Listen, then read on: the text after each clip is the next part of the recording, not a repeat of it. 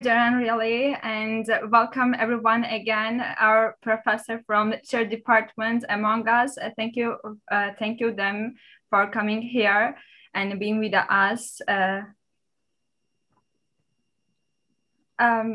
Sorry, I have to stop YouTube.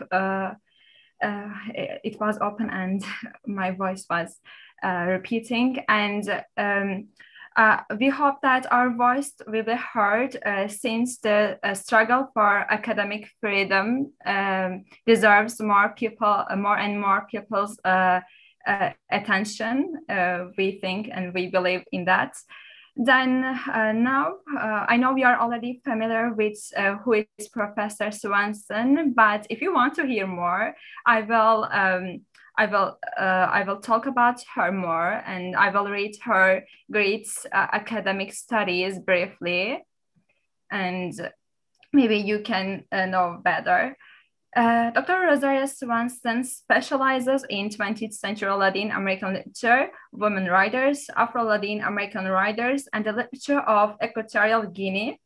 Her research and teaching focus on literature and culture as a form of resistance and questions of representation in the intersection of cultural reproduction and transnational junctions through the lens of language, poetry, and of course literature.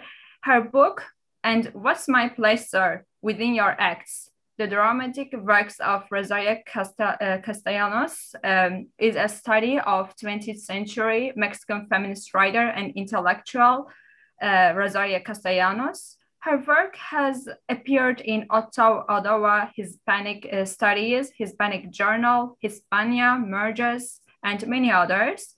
At Emerson, she will teach Latin American literature and culture, and also gender studies, and plus the Spanish language. Yeah, this great biography belongs to Professor Swanson, and it was just a synopsis we should remember. And now I think we can move on another part. We learned that who is Swanson, and maybe I guess you want to more about who is Rosario Castellanos. And one of my friends will read her poem because we think reading her poem is a good beginning to familiar with someone. And one of my friends will read her poem, a meditation on threshold in Turkish, and then Professor Swanson is Spanish. Different. The stage is yours. Please go ahead. Hi everyone, can you hear me? Is my sound okay for you? Yes, yeah, actually, it's fine. Okay. First of all, thank you, Professor Swanson, for accepting our invitation today. We are really excited about this lecture. Actually, Ebrar and I translated this poem into Turkish from its English version, and now I will be reading its Turkish version. I hope I can read it well. Eşikteki tefekkür. Hayır, çözüm değil. Ne atmak kendini bitirenin tekerleri altına, Tolstoy'un Annası gibi, ne devirmek Madame Bovary'nin zehir dolu kadehini, ne de cübbeni başına geçirip harekete geçmeden beklemek Avila'nın yüksek ovalarında, mızrağını kuşanmış bir meleğin ziyaretini. Nafile Sor Juana Inés misali, hücrendeki kirişleri sayarken gözden geçirmek geometrinin yasalarını. Çare değil, konuklar doluşurken yazmak Austin'in oturma odasında. Yahut kapatmak kendini bir New England evinin tavan arasına ve de Hülya'ya dalmak Dickens'ın aile yadigarı İncil'iyle, Bakire'nin yastığı altında sakladığın. Mutlaka başka bir yolu olmalı. Ne Safo'nun, ne Messelina'nın, ne Mısır'ın Meryem'inin, ne Magdalena'nın, ne de Clemencia Isaura'nın bilmediği. Başka bir yolu var olabilmenin, özgür ve insanca, var olabilmenin başka bir biçimi. I think that's all for my part. I was really excited. If I made some mistakes, I'm sorry for that. And the floor is yours, Professor Swanson. Thank you again. Yeah, thank you. I want to thank all of you for inviting me and hosting me. It's a true honor, and you have my complete support. So I will proceed to read the poem by Rosario Castellanos, who at the time is protesting the invisibility of women in Mexican society. It's called Meditación en el umbral. No, no es la solución tirarse bajo un tren como la Ana de Tolstoy, ni apurar el arsénico de Madame Bovary, ni aguardar en los páramos de Ávila la visita del ángel con venablo, antes de liarse el manto a la cabeza y comenzar a actuar. Ni concluir las leyes geométricas contando las vigas de la celda de castigo como lo hizo Sor Juana. No es la solución escribir mientras llegan las visitas en la sala de estar de la familia Austin, ni encerrarse en el ático de alguna residencia en la Nueva Inglaterra y soñar con la Biblia de los Dickinson debajo de la almohada de soltera. No, debe haber otro modo que no se llame Safo, ni Mesalina, ni María Egipciaca, ni Magdalena, ni Clemencia Osaura. Otro modo de ser humano y libre. Otro modo de ser. Thank you, Professor Swanson. It was a really good introduction to Rosario Castellanos' works. And before you begin your talk, I would like to remind that our guests, you can ask our friend Merve, named in Ask Me, in participants, your questions from chat and also from YouTube. You're free to ask us your questions. Feel free. Okay, the stage is yours, Professor. Thank you. Thank you. I will, thank you. Thank you very much. I will share my screen now. Let's see. I have a, yes. Okay, so I just want to begin by once again thanking you for the invitation. It's a true honor. And I want to encourage you to continue resisting because you must. Yeah. And so my presentation is divided into two parts. I will begin by retelling of three movements that resisted in Latin America, and then I will move to the works of Rosario Castellanos. Okay, so yes, so the very first thing, Latin America is a region, even in its most peaceful year, is no stranger to military repression and authoritarian rule. While it is true that this historical fact has generated intense social activism, numerous protests, including student protests, and a strong desire for economic stability and more participation in the democratic process, the last 50 years have witnessed the emergence of women as new actors and powerful actors of resistance. In the past, the social division of labor placed women strictly in the home, as they were primary caretakers responsible for keeping the family together. However, the placement of women in the home resulted largely in their subordination, whereas for men, personal relations at home were transformed into power and solidarity in the public sphere. However, this began to change in the 1970s.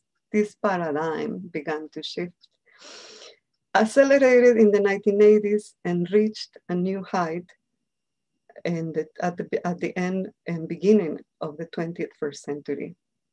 The 1970s saw the emergence of the mothers of the Plaza de Mayo in Argentina, who demanded the government give account of their disappeared children. That they used pots and pans, spoons and aprons, and diapers to demonstrate and inquire on the whereabouts of their missing children meant that their demands for political accountability were being articulated from the home, one of the most marginalized political spaces. and articulated from one of the most marginalized subjects, which were mothers and women. Suddenly, motherhood had acquired a very important political balance. Yes, and so I'm showing here a picture of the mothers who are wearing diapers, kerchiefs to protest the disappearance of their children. In a similar fashion, in Bolivia, in the 1980s, saw the emergence of Bolivian activist Domitila Barrios de Chungara, who protested as the wife of a miner, right? And together with other women, formed what was called the Housewives Committee. Together, they supported the workers' demand, showing that no political movement could be successful without the help of women, right? They demanded just salaries, workers' rights, because, as she stated in her testimonial, let me speak, by exploiting the family and the workers, global capital exploited and authoritarian regimes exploited the entire family. And it was women who made up for the shortage in salaries. Yeah. So women were the real losers in this. Yeah. If the salaries were very small, then women had to sell and work in ways that were not acknowledged by the state. Once again, Domitila did this from the trench of the home, right? From her position as a housewife and as a mother. Once again, demonstrating the fact that women were acquiring importance in social movements and the fact that no social movement could ever be successful without women's support and those who were excluded from the national democratic process. In Mexico, the end of the 20th century saw the emergence of indigenous Mayan women as political partners in the Zapatista struggle. The Zapatistas, though they did engage in some military resistance, they were and are a peaceful protest that protested against the occupation of their Mayan villages and an assault on their culture, on their ethnic culture by the Mexican government. One of the very first things that they demanded was dignity and respect for their culture. Yeah. And once again, women, children, mothers were at the forefront of this movement, right? They covered their faces to resist. Once again, they turned invisibility on its head, right? Whereas before they were invisible, now they chose to cover their faces to affirm their presence, right? So in one of the most important discourses, I'm gonna have a quotation here. I'm gonna end this part with this. Many words walk in the world. Many worlds are made. Many worlds are made for us. There are words and worlds which are truth and truthful. We, the Zapatistas, make true words. We have been made from true words. In the world of the powerful, there is no space for anyone but themselves and their servants. But the world we want is a world where many worlds fit. Yeah, and so this is perhaps one of the most important lessons, is that the world that you as students are envisioning is a world where many worlds are possible, right? Not just the imposition of one world perspective.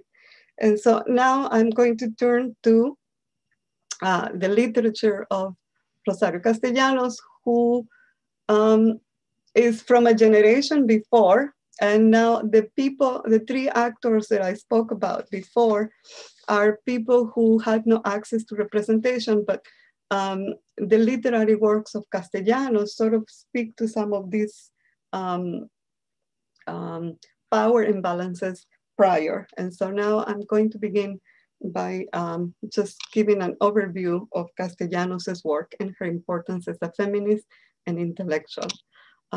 So she is a novelist, playwright, essayist, columnist, and diplomat. She emerged in Mexico in the 1950s as one of the most important writers of her generation. The reason why she is very important is because Castellanos realized that literature, primarily the one that came before her entrance into literature, was primarily a male-dominated field. And so in the 50s in Mexico, as women begin to enter writing as a profession, they begin and engage with a revision of the representation of women, right? She realized that the representation that women had was not accurate. It was a representation done by people who did not consider women as their equals. And so one of the very first things that Rosario Castellanos does is to engage in a revision of the myths that have to do with women. Her inspirations are Sor Juana, who is a Mexican Baroque nun back in the colonial time.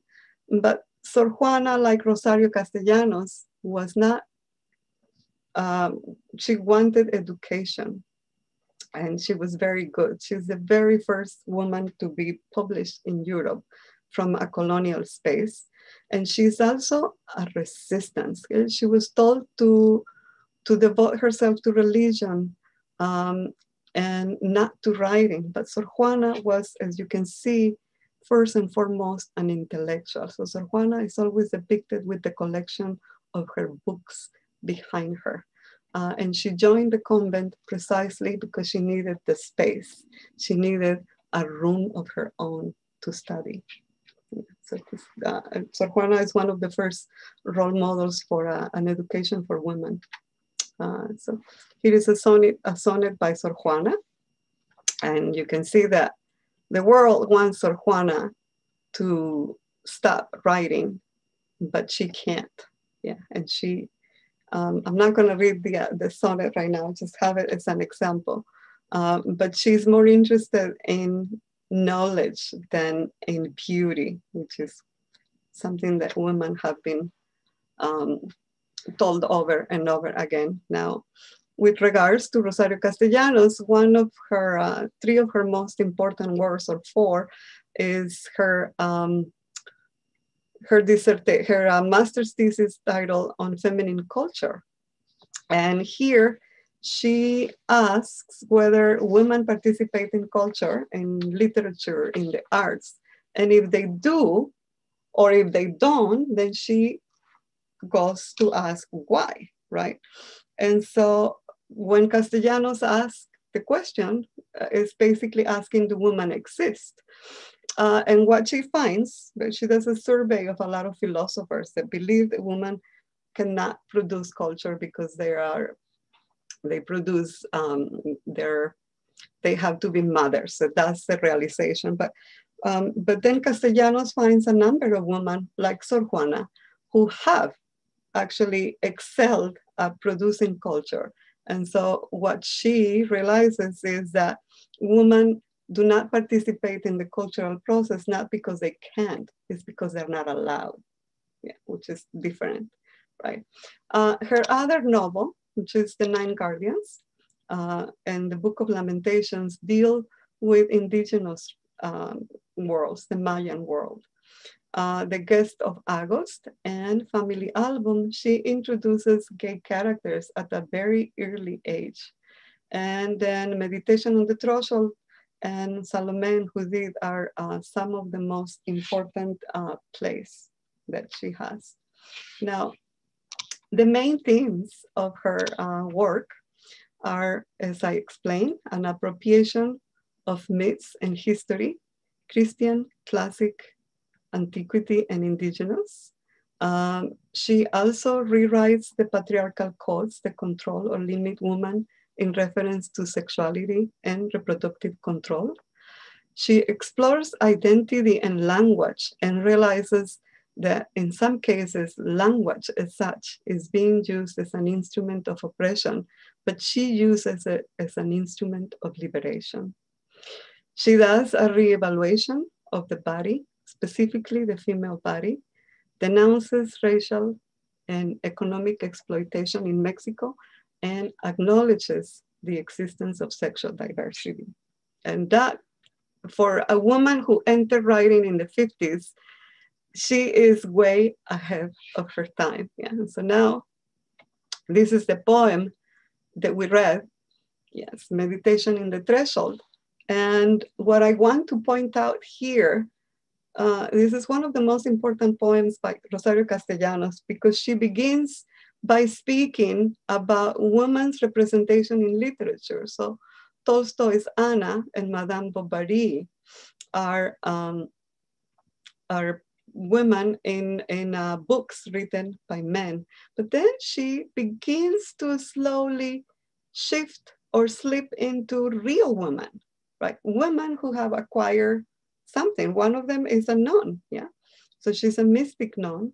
Here we have Sor Juana, right? But then she begins to talk about Jane Austen, Emily Dickinson, and then women of antiquity. One of the things that is important is that she is writing against the grain of what people used to believe women should do. And so one of these people was Sigmund Freud, who had originally said that anatomy is destiny, meaning that a woman's place was only in the home. And as I showed in the very first section, it is from the home that women began to politicize in the end of the 20th century and beginning of the 21st century. Yeah. However, Castellanos follows Simone de Beauvoir, who said one is not born a woman, one becomes a woman, right? And that's basically the essence of her poem. So if I do a survey of the representation of women in literature, Anna Karenina kills herself, yeah? Madame Bovary poisons herself. And if she moves then to real women, then Saint Teresa is a mystic. That means that she has to renounce life and go into a convent. Sor Juana, who is an intellectual and not a mystic, also has to renounce her life and move to a convent in order to educate herself. And Jane Austen does not get married. Emily Dickinson does not get married. Sappho and Maria Egipciaca, all of these women pay the price for wanting to be who they are, right? And so she ends her poem by saying that there must be another way of being human and free that doesn't lead to either death or to separation.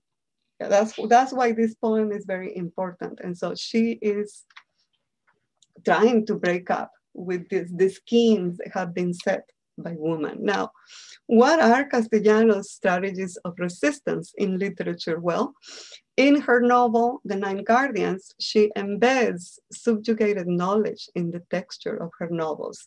She uses epigraphs from ancient Mayan scripts to anchor the narrative. She includes, as I said, subjugated perspectives and characters.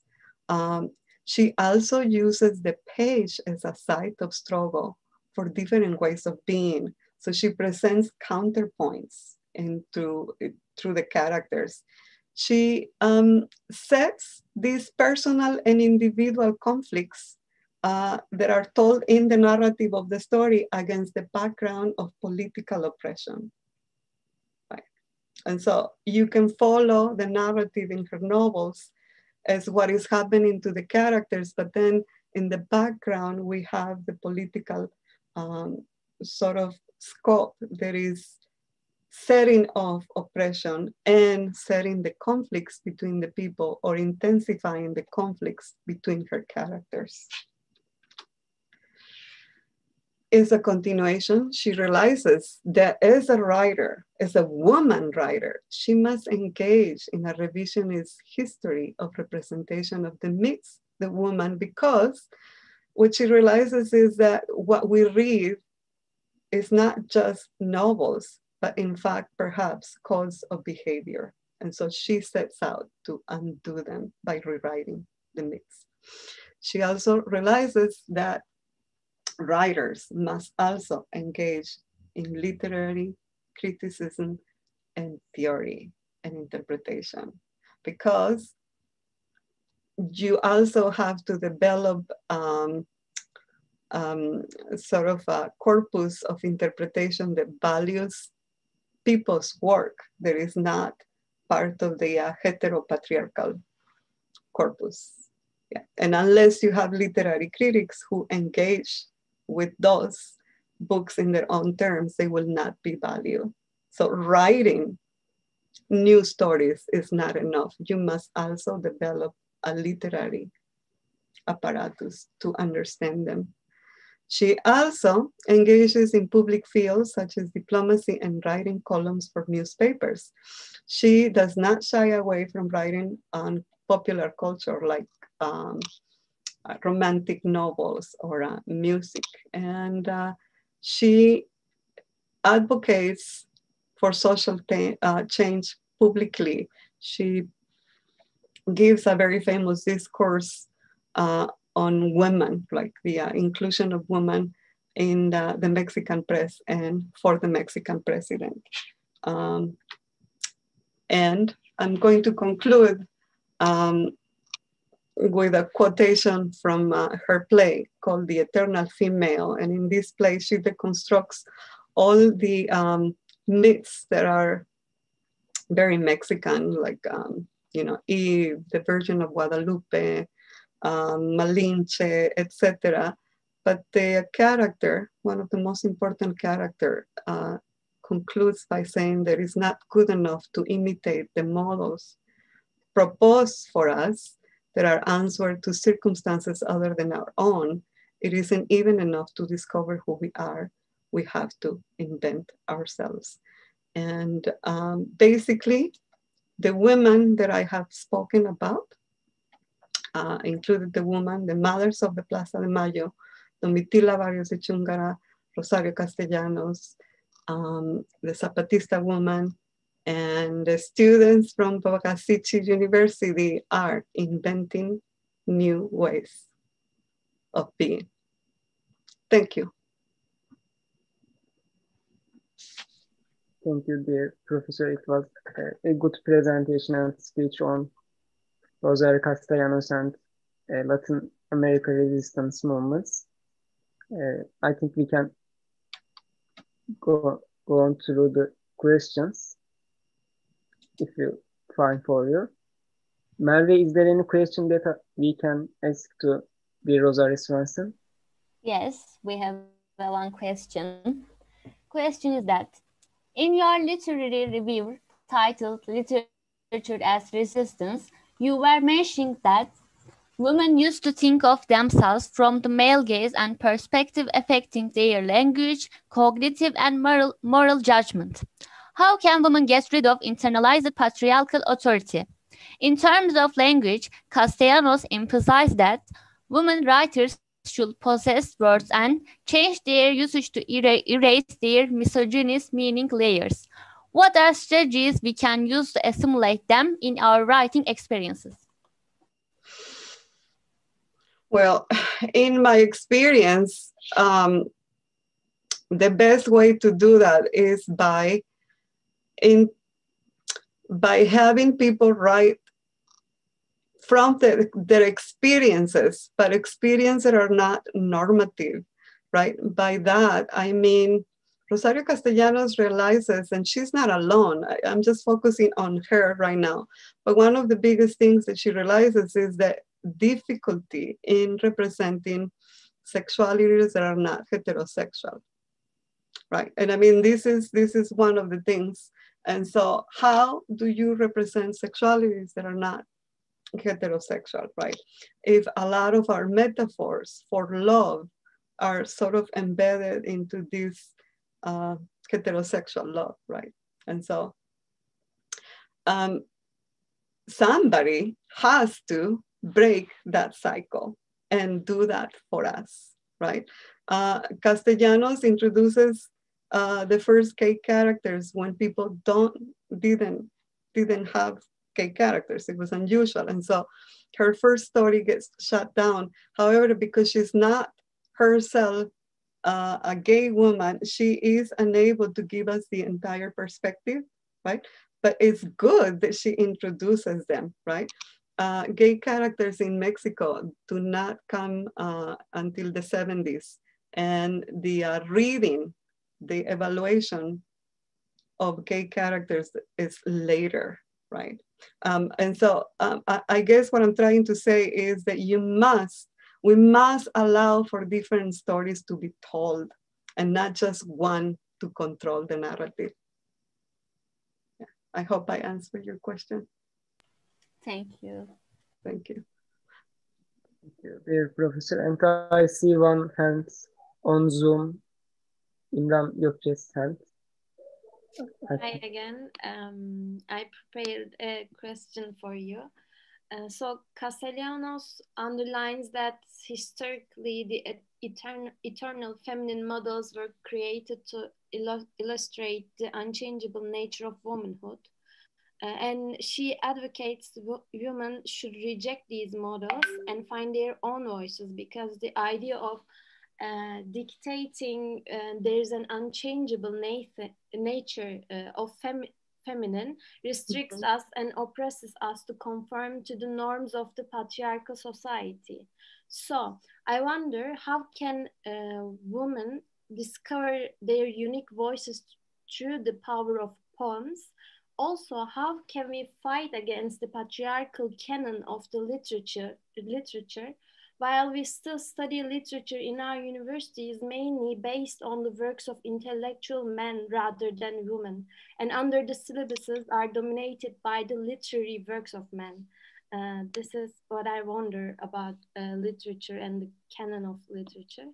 And that's all for my question. Thank you.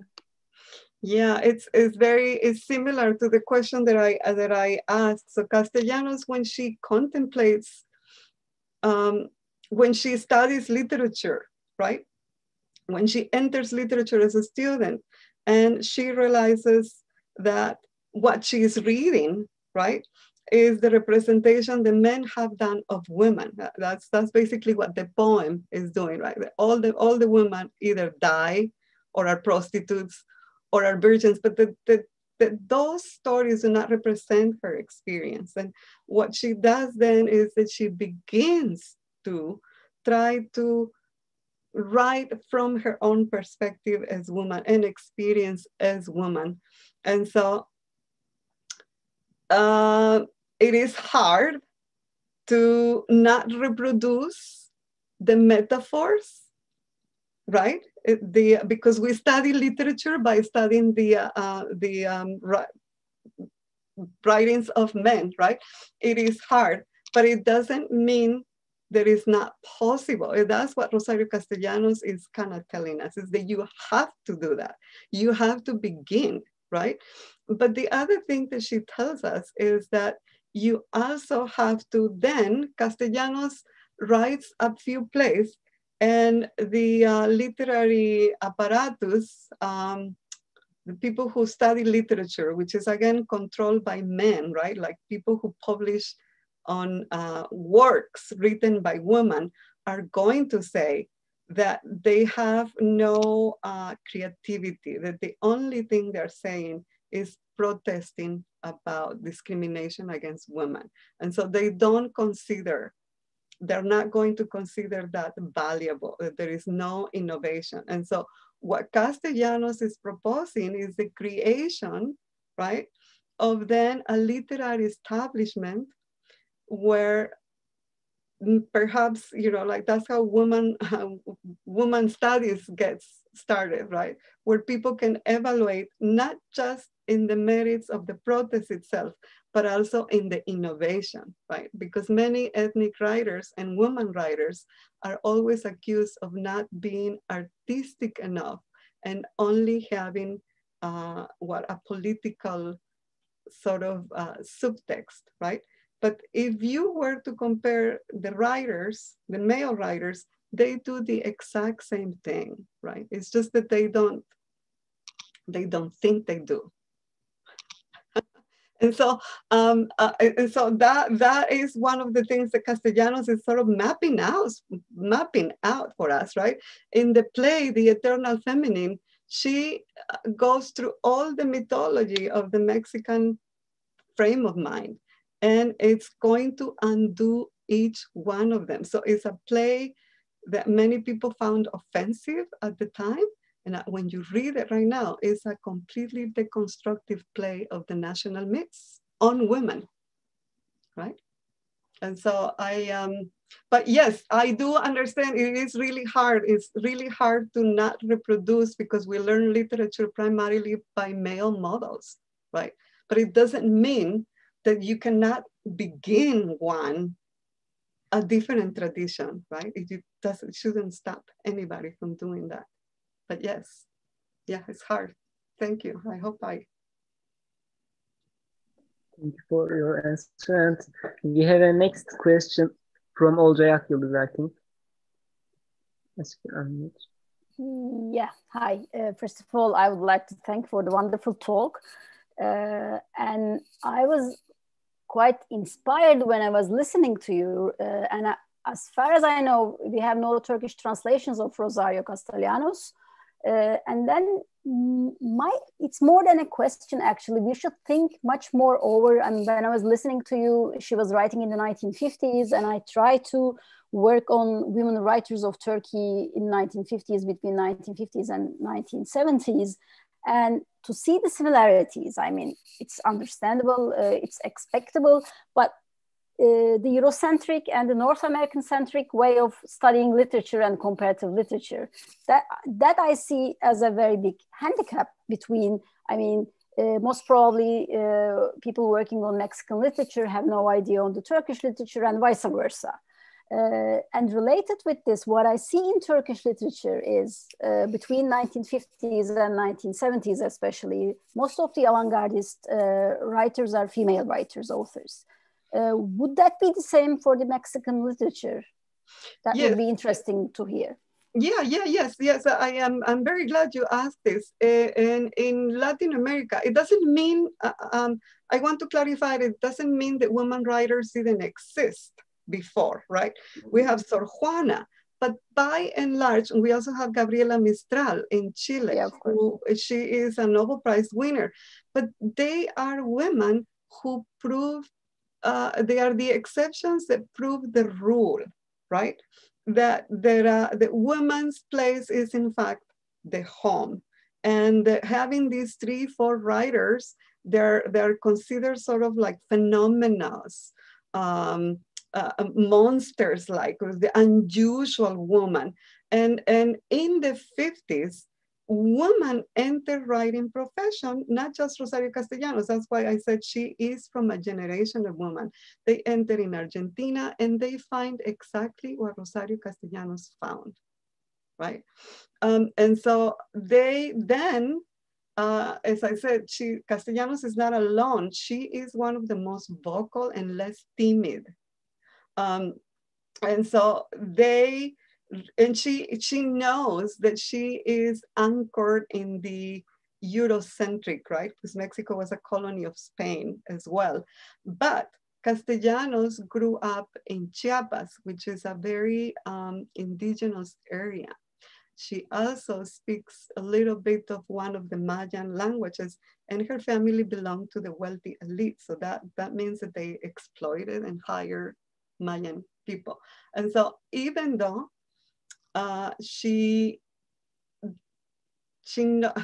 will have to tell you more about her own story, even though she herself is not Mayan, she introduces the Mayan perspective, limited as it were, right? And this is unusual in Latin American literature because many of the other writers are writing from urban centers that do not have access to that indigeneity that Castellanos did.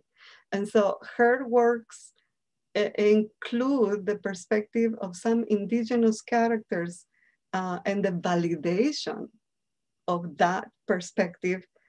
However, she herself not being indigenous, she stops at criticizing Mexican society for the lack of legitimation, but she cannot or will not attempt to speak for them. And that is unusual, yeah. Now we do have Mayan writers, right? But this is a very recent phenomenon.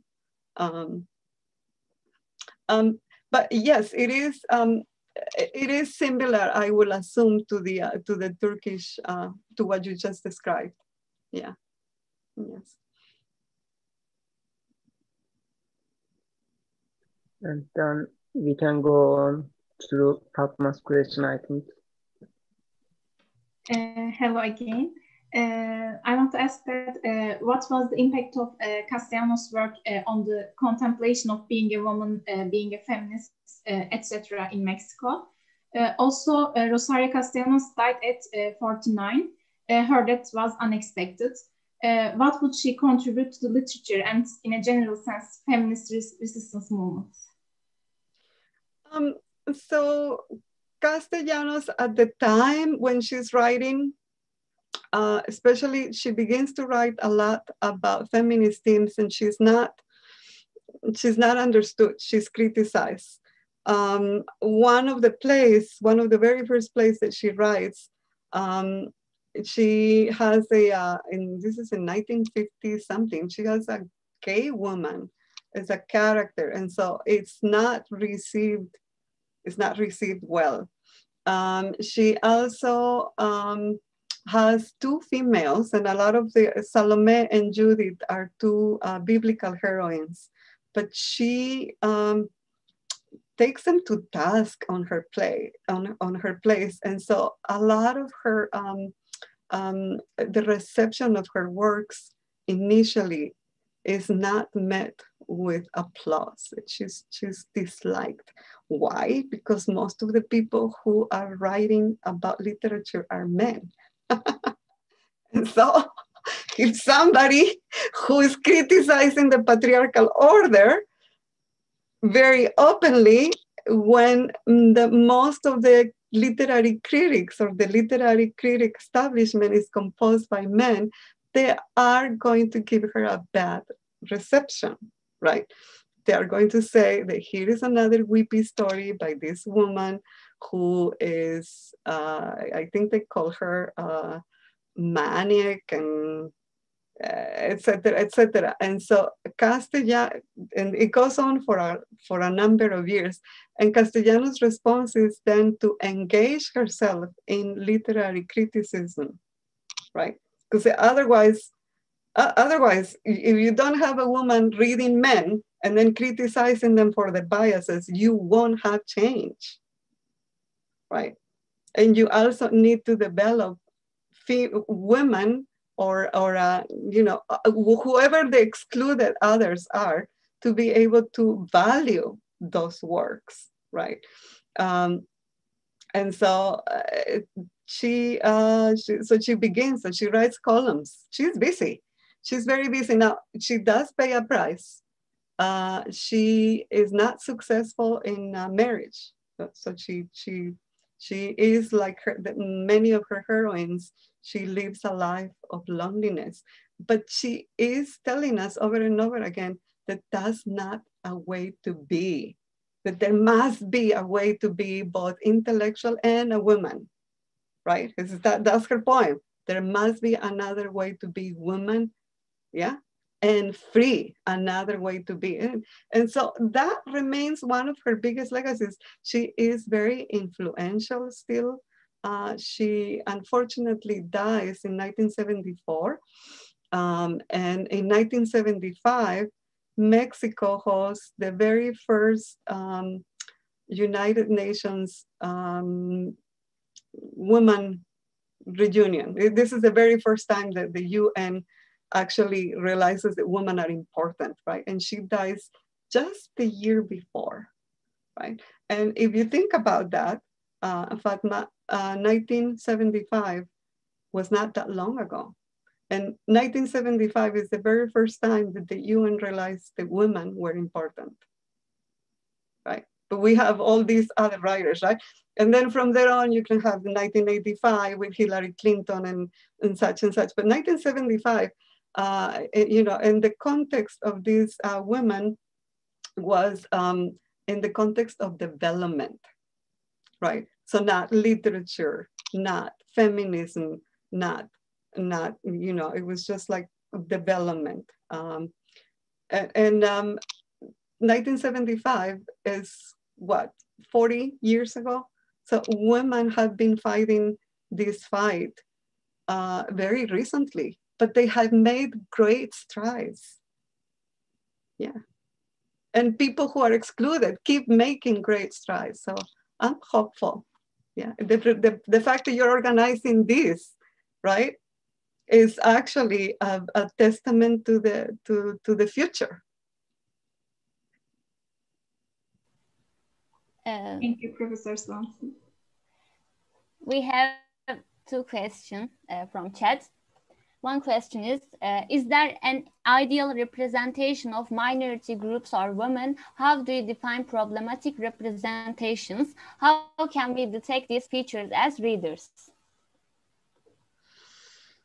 How do you detect those as readers? Let's see. Well, let's see. But as readers, I think, you know, one of the things that I learned is that you do have to read a lot. You do have to, you know, engage in reading conscientiously. But you also need to have professors who can alert you. Let's see. If you, how can I put it? I guess my field is slightly, I'm Latin Americanist, right? And so when I read works of Latin America and I compare them to the representation of Latin America within an English context, for instance, right? I can see that there is a perspective in the English context that is not necessarily good or positive, right? But that perspective is so nuanced.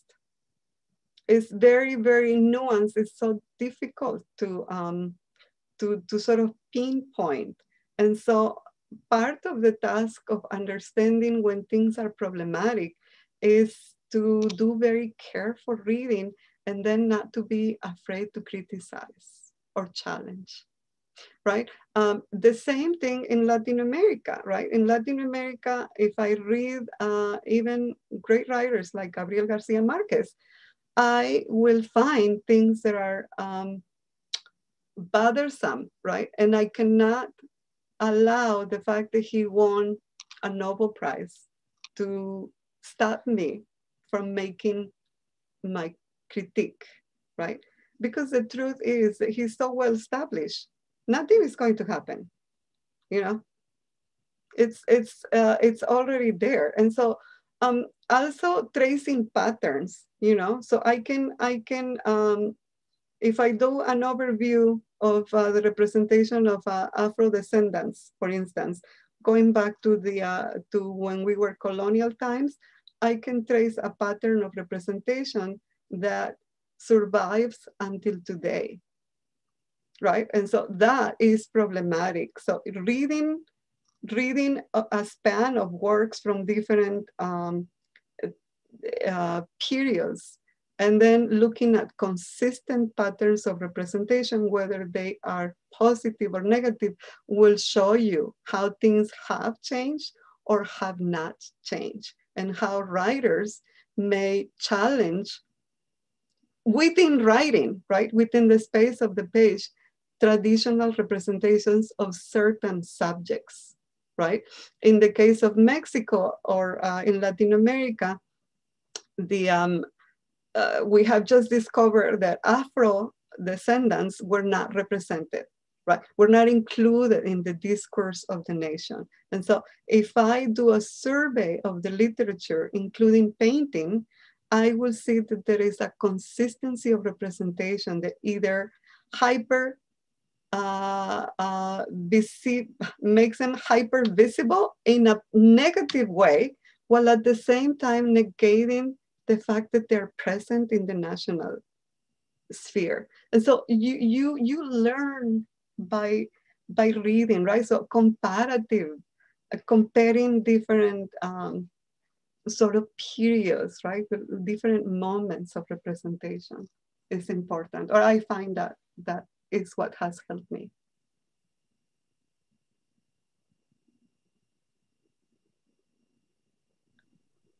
Thank you for the kind answer. And I can see a hand, Ayşegül Öz hand. Oh, sorry.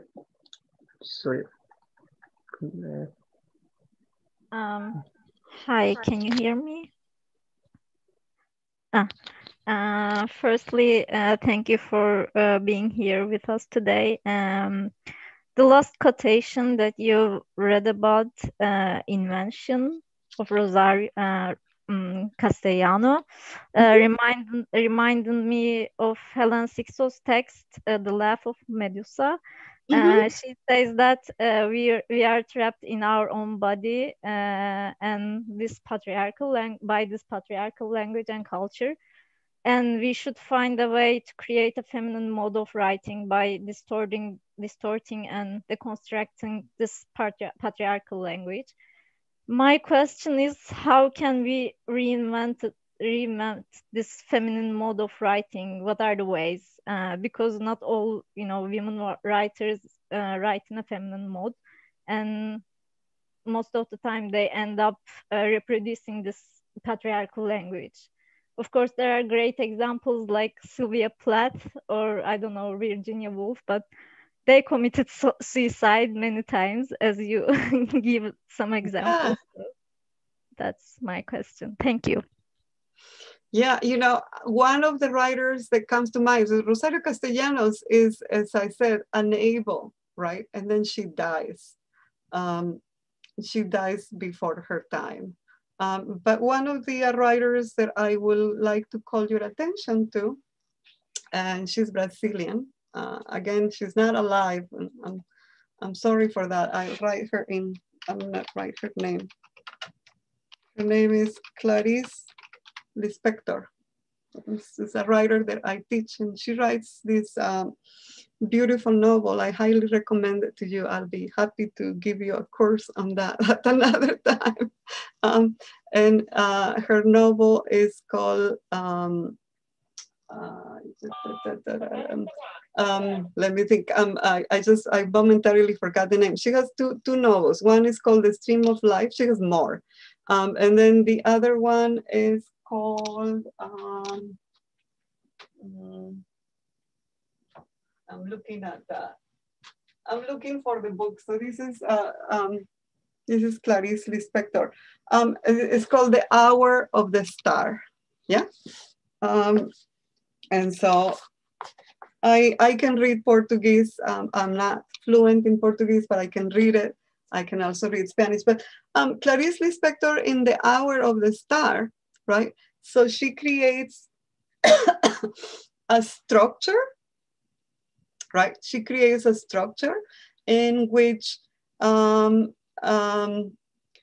gender and race are going to be sort of the main actors. And I don't want to anticipate too much because I really want you to read the novel on its own merits. And so, yeah, The Hour of the Star, thank you. The Hour of the Star by Clarice Lispector is not a very fat novel, but she creates a structure. It's a deconstructed novel. It's a deconstructed narrative in which the writer, creates a writer who is in turn writing a novel about a woman, right?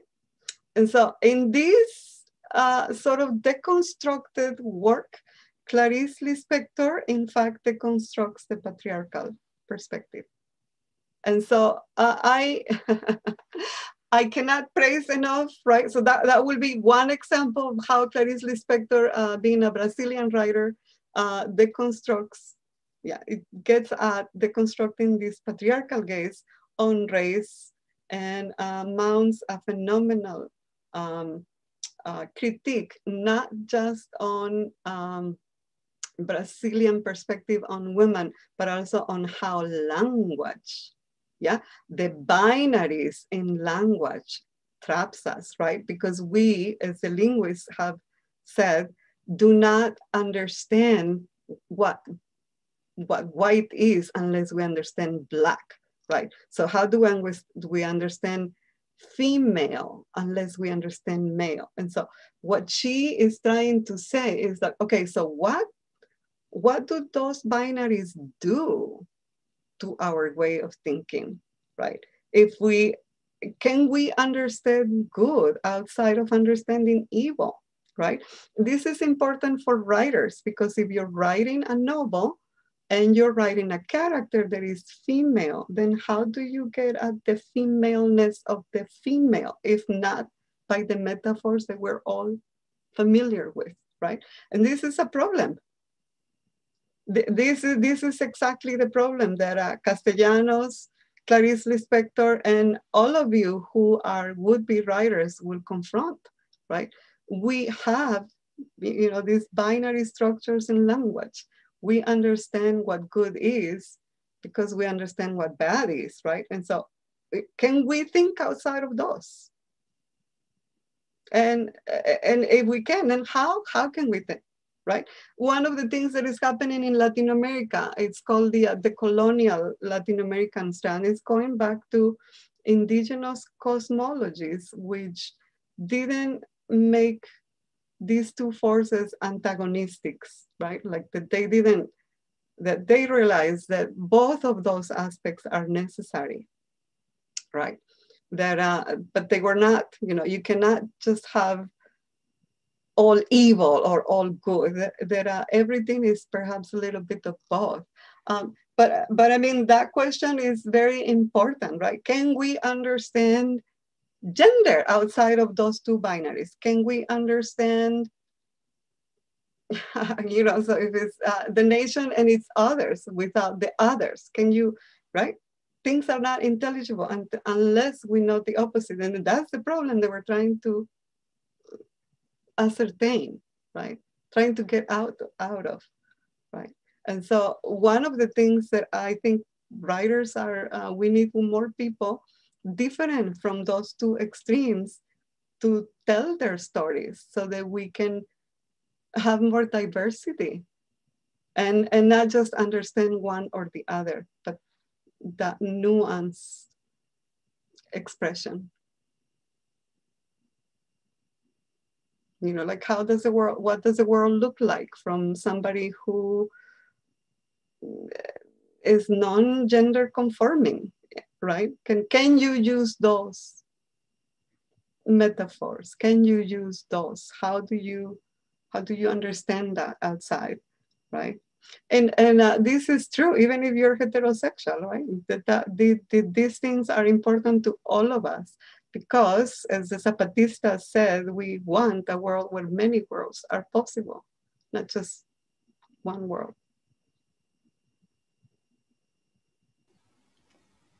Thank you. And our last question. Might using literature to challenge orthodox views result in emphasizing some aspects of oppressed identities while downplaying some other characteristics to highlight the oppression? Yes. One of the writers that I follow, and I'm going to write her name here. Her name is Maria Lugones.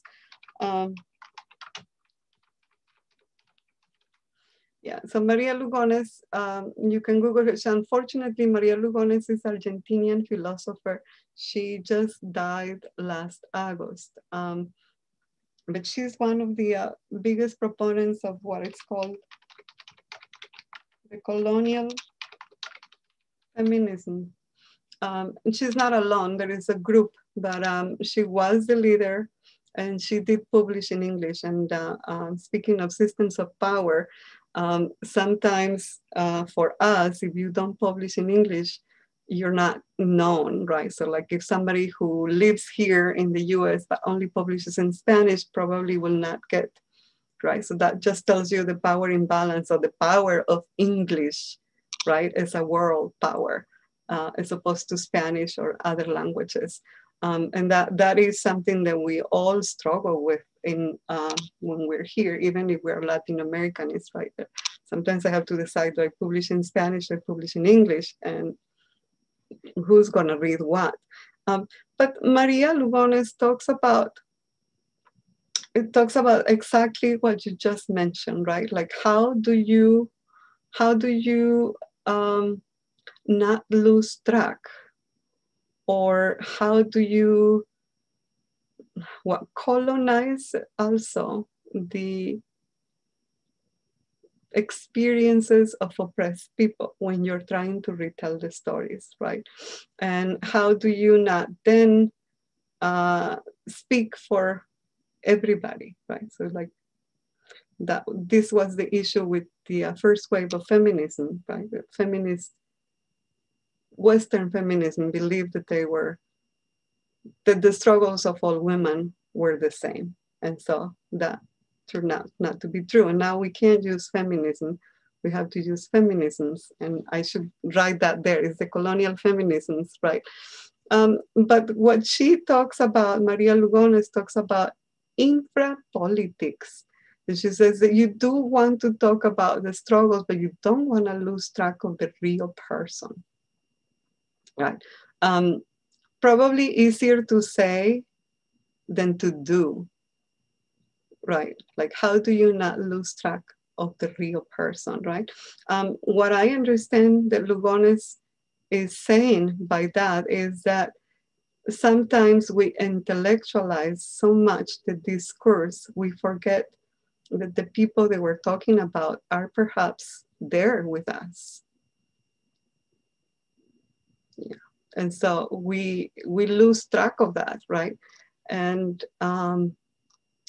sometimes we ourselves are positioned sometimes in powerful ways, but sometimes we're not as powerful because either our gender or our sexuality or ethnicity places us differently. So we're not innocent participants in the struggle. We ourselves, right? This is in my field, this is called intersectionality, right?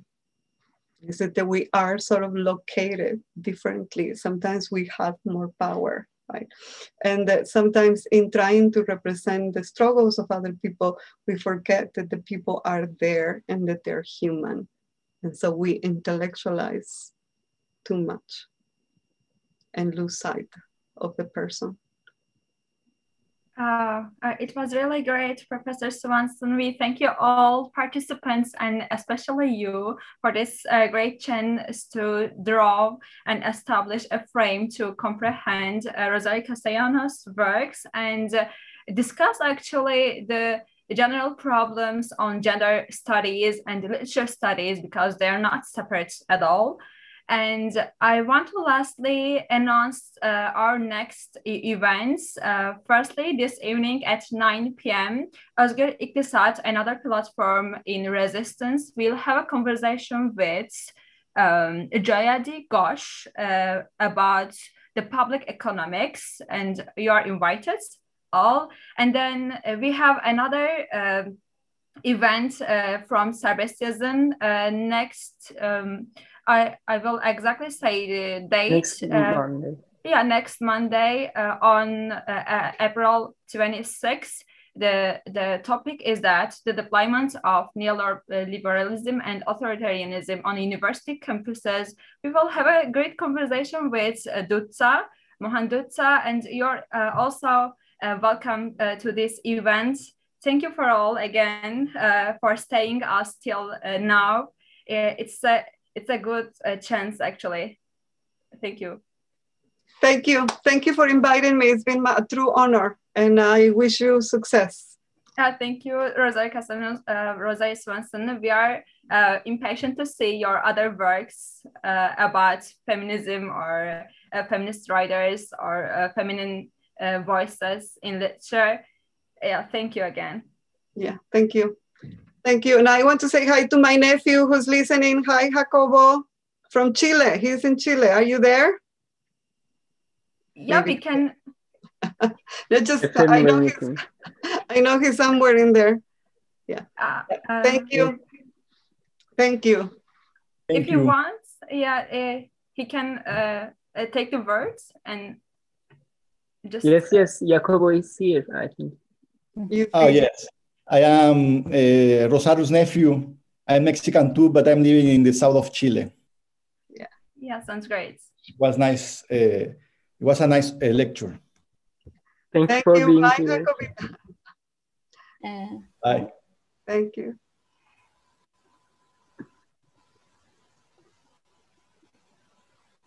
Yes. Bye. Can we take a photo as screenshots? Oh, sure. Okay.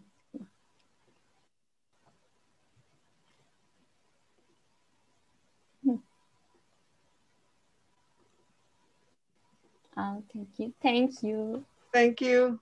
Thank you for coming. Thank you. Thank you again for Professor. inviting me. Thank you. We want to see you again. Sure, anytime, please. Have a nice day. Thank Keep you. in contact. Yes, we Bye. will. Bye. Bye. Bye.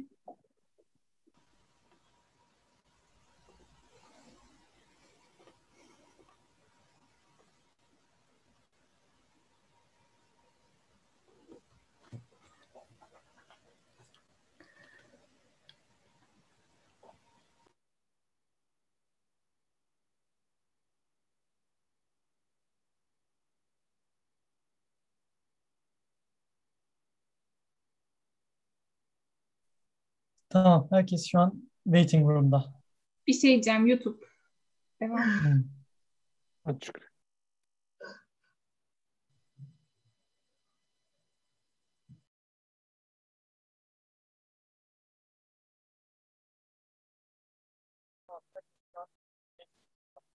Bir şey diyeceğim, YouTube.